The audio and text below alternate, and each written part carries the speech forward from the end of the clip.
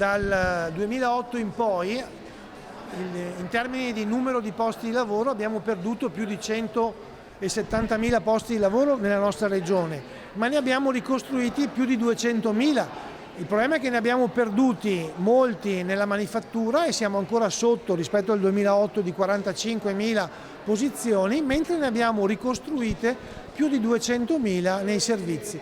I numeri di Veneto Lavoro parlano di un cambiamento profondo nelle dinamiche della domanda e dell'offerta di occupazione, meno manifattura, più servizi, ma attenzione, chi resta nelle fabbriche è sempre più specializzato. Lo stesso nell'artigianato, dove non manca il ritorno ai lavori del passato in chiave innovativa. Ci sono lavori che spariscono, ma ci sono lavori che ritornano. Il punto è che il cambiamento è la sfida su cui dobbiamo tutti fare i conti. Noi dobbiamo attirare i giovani ad entrare in queste aziende, perché aziende hanno anche la possibilità di crescere e anche di essere aiutate nell'innovazione, per cui nel campo digitale, la sostenibilità, cioè i temi che adesso interessano i ragazzi. Solo nel veneziano sono 9.000 disoccupati ogni anno, buona parte dei quali pronta a un rapido collocamento. A fare la differenza le occasioni di incontro tra lavoratore e azienda. Da qui l'iniziativa Faro Job Meeting, che si svolgerà fino al 13 novembre al centro commerciale Porte di Mestre. Raccolta curricula, nuove opportunità, competenze,